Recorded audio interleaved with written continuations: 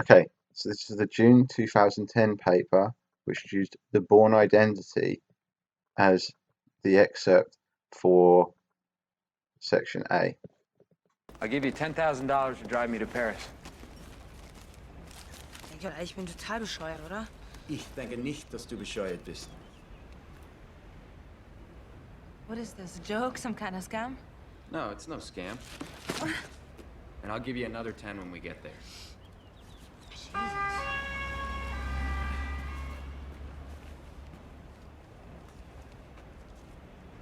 Is that for you? Look, you drive, I pay. It's that simple. Scheiße. I got enough trouble, okay? Okay. Can I have my money back?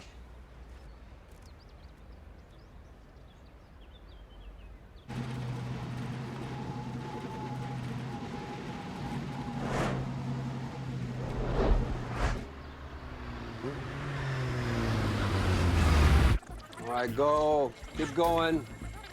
Go. There, wait. No, it's gotta be near the end. Oh, come on, folks. We caught a break here. Let's go.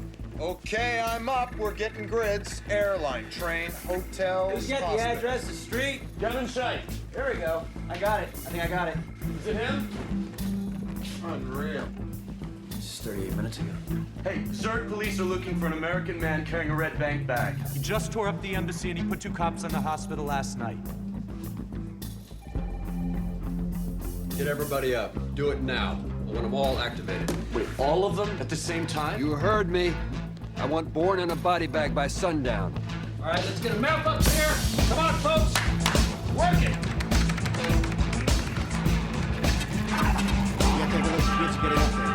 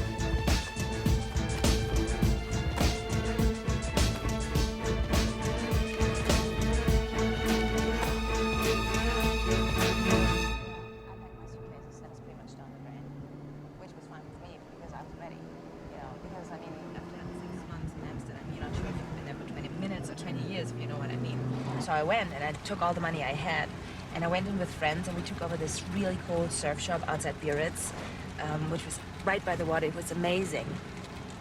It was just amazing for about 3 months until it turned out that this jerk who had fronted us the lease was actually shining everyone on and...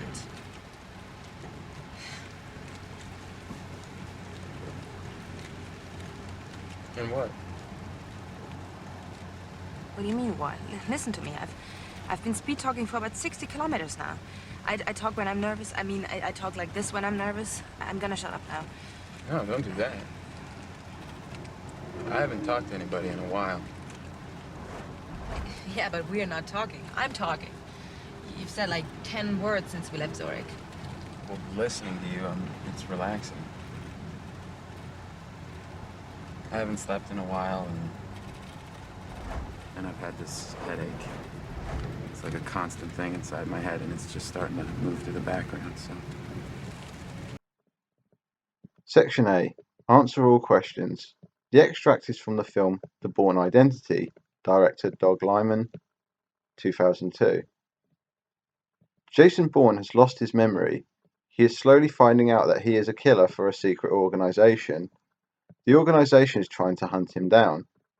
He has paid Marie to drive him to Paris, where he has a flat. They started as strangers, but are now becoming closer. Characters in the extract: Jason Bourne, Marie. Answer all 3 questions using examples from the extract.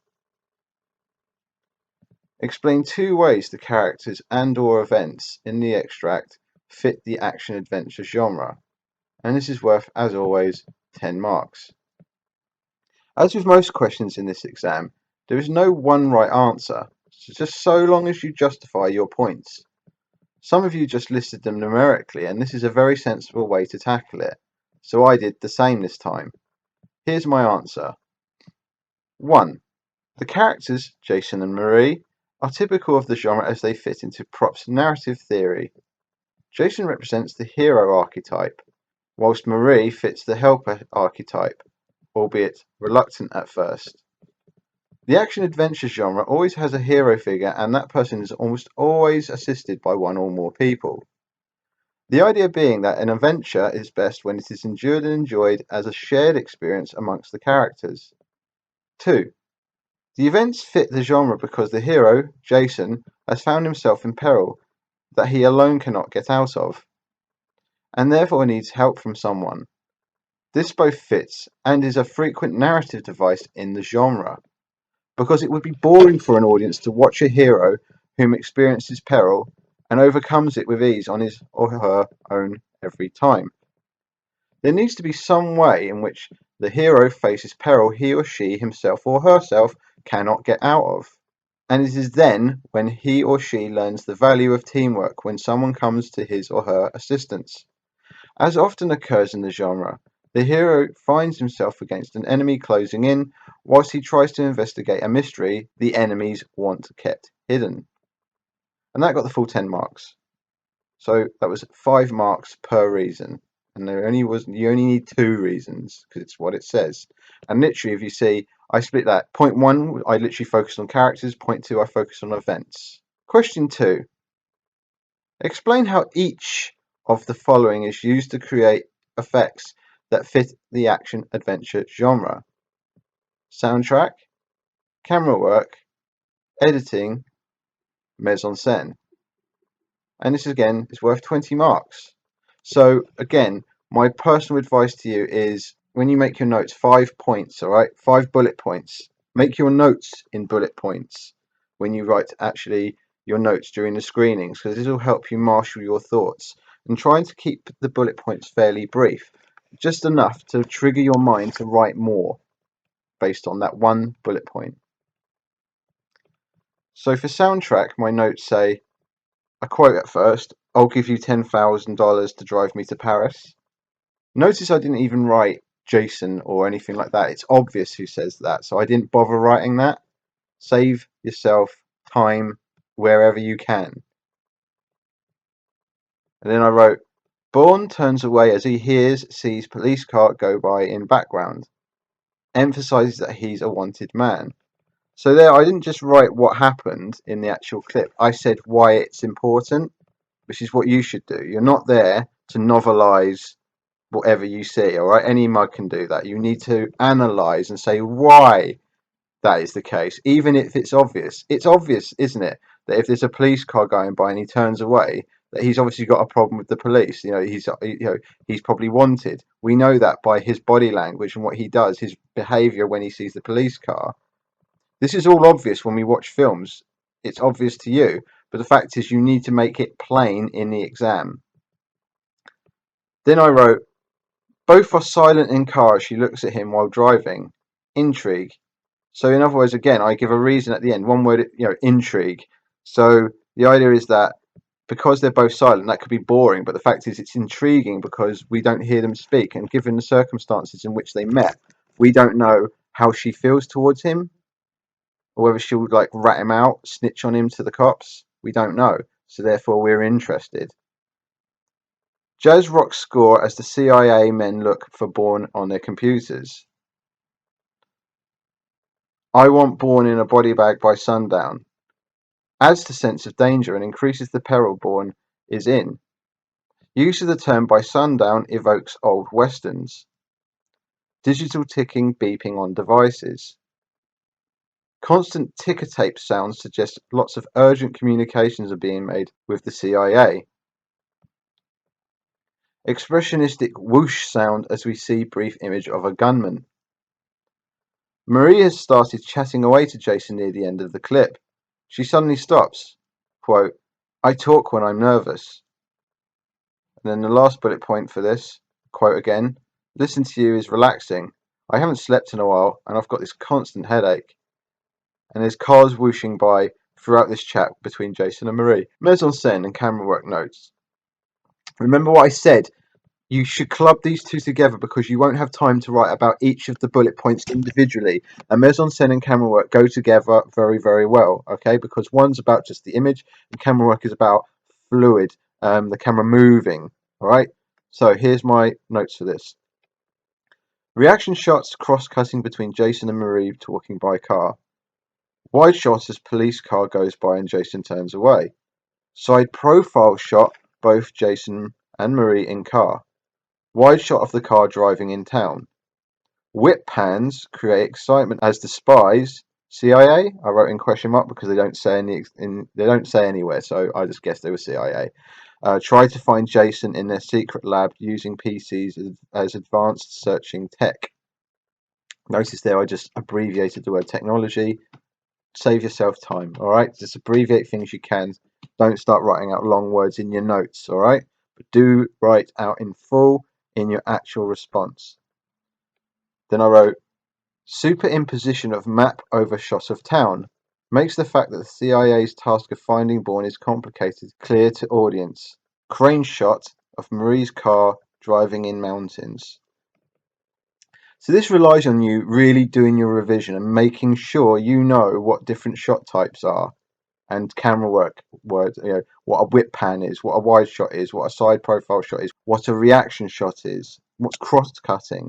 If you don't know this, your writing in the exam is going to be bland. If your writing's bland, you're not going to get many marks. If you don't get many marks, you may not pass.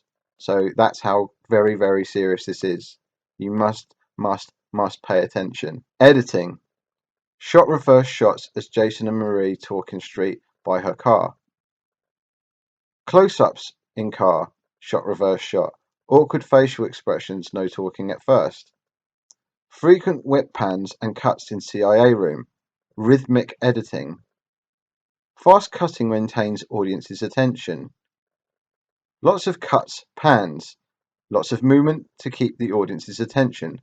Psychological effect. Remember, good note taking in the exam does all the work for you.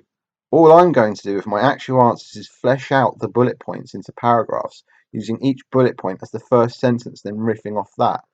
You should do the same. I've got too many notes, but it's best to have too many notes than too little. Remember, the question is only out of 20, and if you have to cover 5 bullet points, that figuratively means there is only 5 marks you need for each bullet point. If, like me, you have more than 5 bullet points, just choose 5 of them to riff off. Here are my answers. I'll give you $10,000 to drive me to Soundtrack. Paris. The clip begins with Bourne making an offer to Marie. I'll give you $10,000 to drive me to Paris. I put that in brackets, alright? The quote, put quotes in brackets. This shows his desperation and tells us for some reason he has a lot of money. This makes the audience both excited and intrigued. Bourne turns away as he sees the police car go by in the background, and this emphasizes to the audience that he's a wanted man. We hear the siren first, and it makes us jump since we think a chase is going to happen. Both are silent in car as she looks at him while driving, which adds to the intrigue because we don't know what they're thinking. Will she betray him? When we cut back to the CIA looking for Bourne, the boss orders, I want Bourne in a body bag by sundown. This adds to the sense of danger and increases the peril Bourne is in. The use of the term by sundown is interesting as it evokes old Western movies wherein the sheriff would order a bandit to give themselves up by sundown. Mise en scène and camera work. There are shot reverse shots between Jason and Marie talking by car. This is standard in any scene involving conversation between two people as it allows us to both see the reaction and verbal response of the person whom is talking at any given time. There is a wide shot as the police car goes by and Jason turns away. This allows us to both see the police car go by in the distance and Bourne reacting and turning away to avoid detection. There are whip pans used to create disorientation and excitement as the spies try to find Jason in their secret lab, using PCs as advanced searching technology. Editing. The frequent whip pans and cuts in the CIA room give the scene a sense of rhythm. It's almost as if we're in the room with them and frantically trying to follow what's going on. Fast cutting maintains the audience's interest, as it makes them have to pay attention. This is a psychological effect as a result of our evolution as humans, and action-adventure movies exploit this. However, these turn into longer takes at the end of the clip as Bourne and Marie drive in awkward silence. Question 3, and this is the final question to do with the clip. Discuss the ways in which people are represented in the extract. Make reference to stereotypes. And this is worth 20 marks. Right, one thing I want you to bear in mind. Every single action-adventure film, indeed every film they ever show in a GCSE Media Exam, will have stereotypes. So don't you dare say there aren't stereotypes in your answer. So here, for this question, I'm not going to make any notes. I'm literally just going to riff. You will be like me in that the first questions will hopefully have primed your mind, so you won't have to make any notes for this. And you will be wasting time if you do that. So if you really need notes, just go back and read over what you've already written and look over the notes you've already made, then answer. To get a load of this, I'm free skating. People are represented in a very typical way for the genre. 1 mark. Bourne is represented as someone both troubled and mysterious, whilst having at the same time a real sense of urgency to him. 2 mark.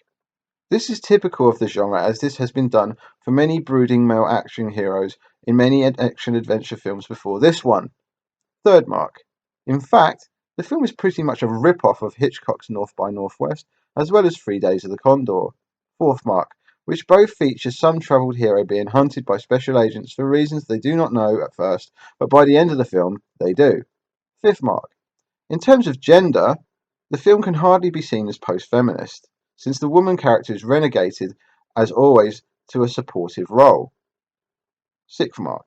What may have been more interesting for audiences would have been to see a female hero and the male to be renegated to the supportive role for a change. 7th mark. The people in the film are all represented in such a way as to conform to props character types, which can be found in all action-adventure films. 8th mark. For example, Bourne as hero, Marie as helper, CIA as villains, etc. And that got an extra mark because I gave an example. Okay, the CIA characters are all nondescript. 10th mark. They are not given individual personalities and are represented like villainous henchmen. 11th mark. This is because it makes it deliberately hard for us as an audience to sympathise with them. 12th mark. They are like typically anonymous, hired stereotypical goons that can be found in most action-adventure films. 13th mark. This is quite sinister, since we as an audience are not invited to care when these people are killed, even if the hero is the aggressor. 14th mark. Representations are quite broad in the clip. 15th mark. The police, at least in this clip, are represented as a car with sirens. 16th mark. We do not get introduced, say, to Bourne's opposite number hunting him down. 17th mark. This makes sure that the only characters being humanised are Bourne himself and Marie, his no doubt soon to be sidekick. 18th mark. I think the representations are bland. 19th mark. Compared to, say, Les Miserables, because at least in that film the would-be villain, Inspector Javert, is humanised and we understand his pursuit of Jean Valjean is based on his integrity as a policeman. 20th mark. All in all, this is just an identikit example of the genre that creates excitement through flashy editing and music rather than substance in terms of its characterizations. 21st mark. So that was 1 mark over. I really overkilled that. But that was an honest response and it was a personalized response. And that's what I suggest you do, is like compare. If you get stuck, and even if you don't, the best thing you can do for this question is compare whatever they show you to examples you know from the same genre. So if you happen to do what like I did, where you find differences between the film you're looking at in the exam and films you know from the action adventure genre, talk about them. But I should always link it back to what you've just seen, alright? So you must link it all back to the clip they show you. And the only way to do that really is to make sure you revise action adventure films and make sure you really engage. Anyway, that's it. That's the full response for section A of the Bourne Identity exam, which again, was the June 2010 paper.